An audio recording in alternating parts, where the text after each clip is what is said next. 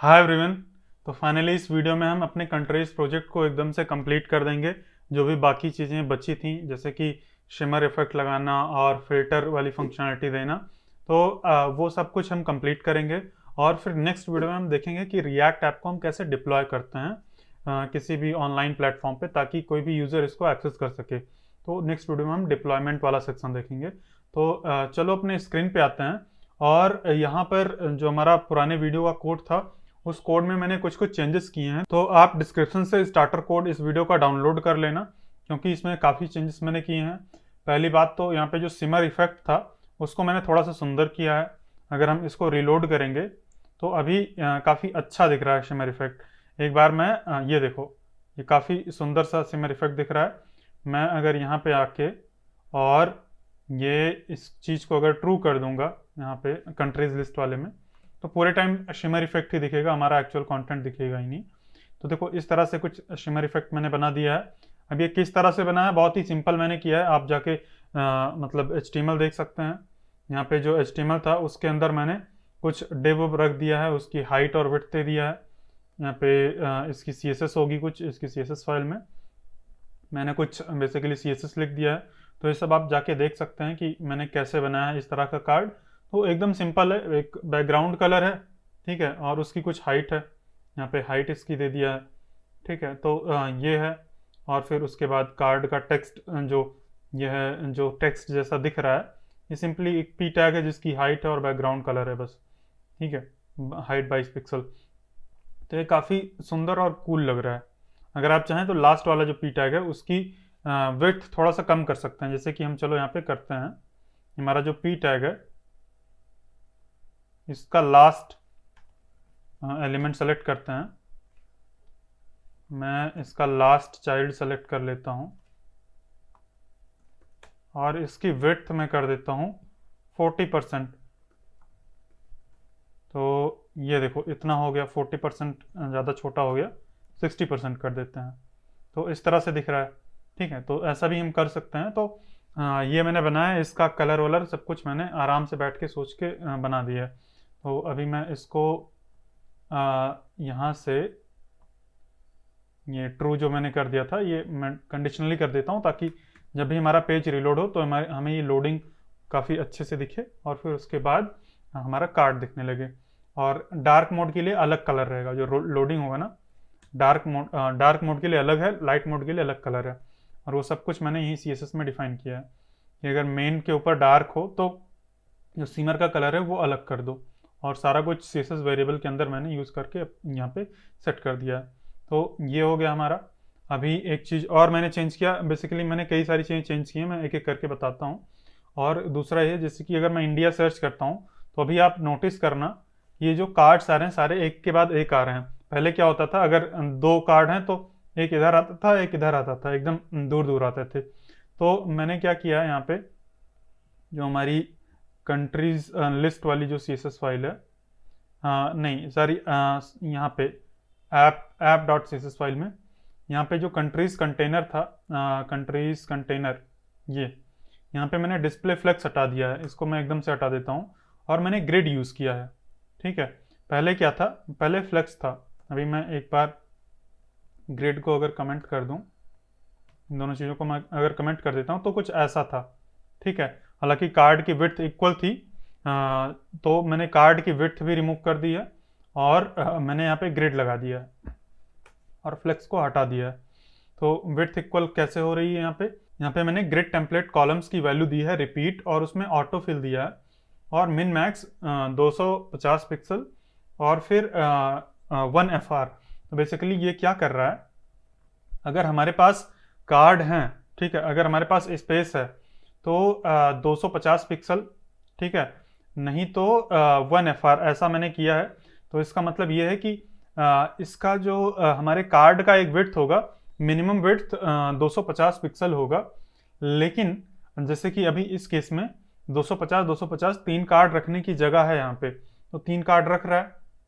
लेकिन अगर तीन कार्ड रखने की जगह नहीं है, अगर 250 से कम हो जाती है हमारी विड्थ, मतलब एक कार्ड की विड्थ जब 250 की जब 250 के तीन कार्ड्स को नहीं रख सकता है ग्रिड, तो क्या करता है, उसमें से ऑटोमेटिकली एक को रिमूव कर देता है और 2 कार्ड कर देता है और दोनों की विड्थ इक्वल मतलब इक्वल करके और बड़ा कर देता है।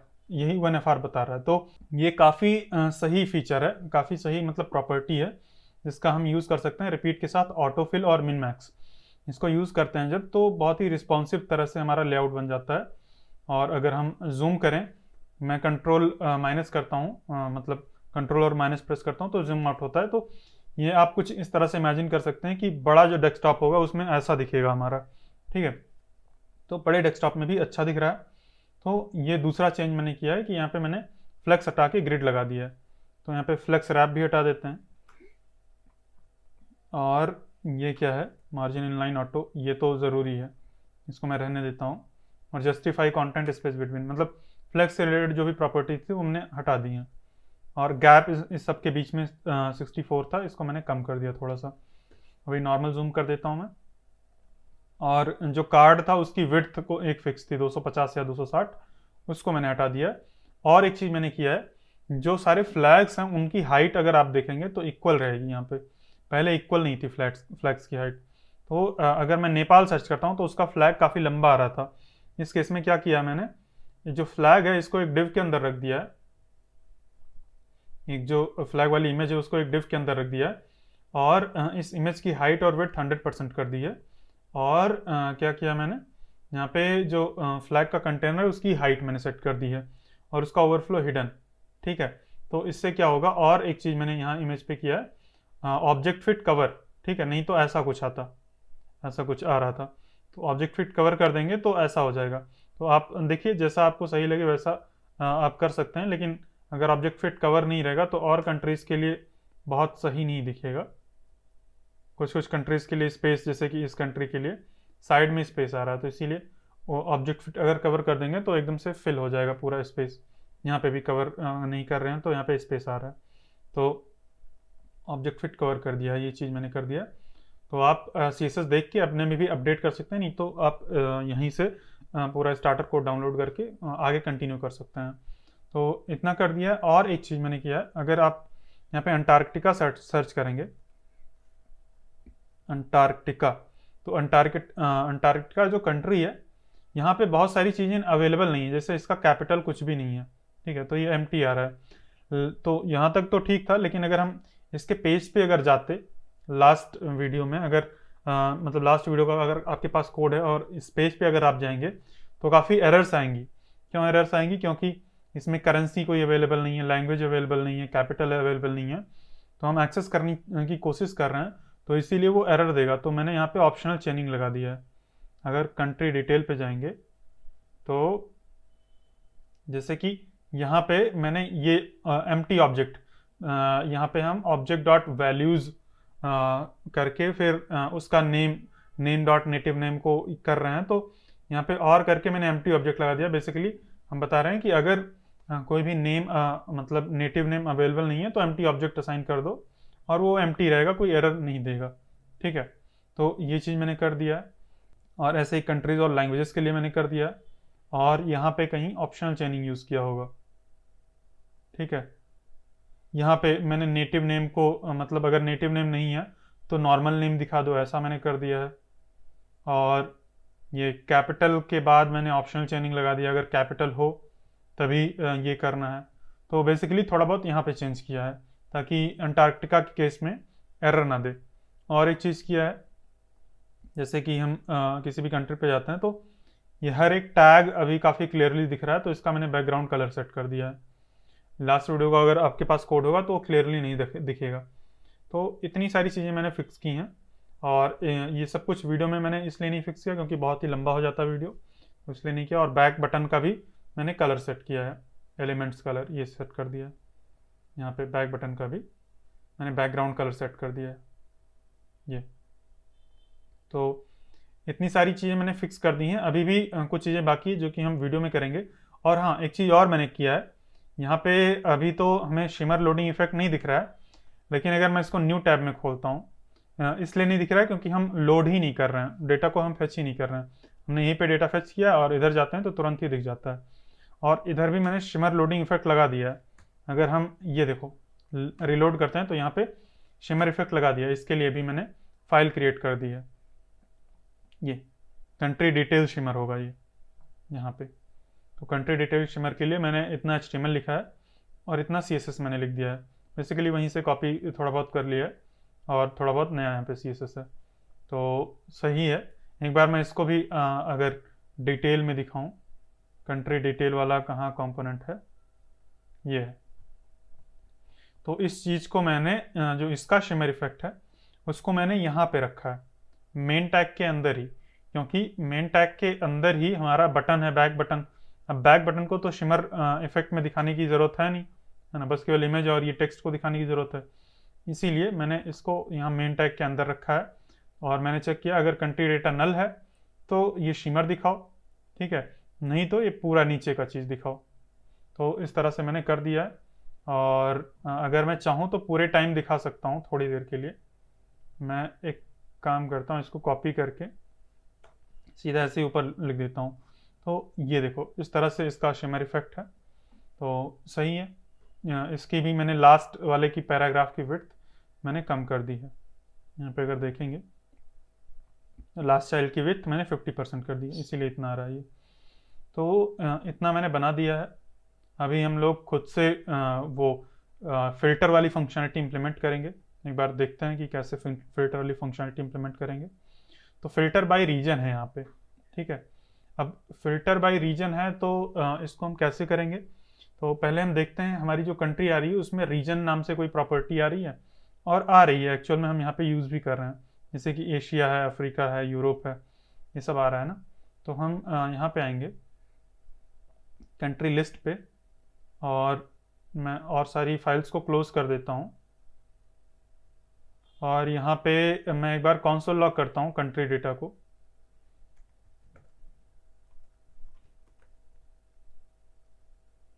और हम देखते हैं कि यहाँ पे रीजन किधर मिल रहा है हमें। तो डायरेक्टली यहीं एकदम ऊपर ही रीजन मिल जाएगा हमें, इधर ही कहीं। तो ये रीजन मिल रहा है। अब इसके बेसिस पे हमें फिल्टर करना है। तो कैसे करेंगे, हमने ऑलरेडी यहाँ पे इनपुट जो टेक्स्ट हो रहा है उसके बेसिस पे हमने ऑलरेडी फिल्टर करवाया है, लेकिन इस केस में हम नेम के हिसाब से फिल्टर करवा रहे हैं। लेकिन इस केस में हमें रीजन के हिसाब से फिल्टर करवाना है।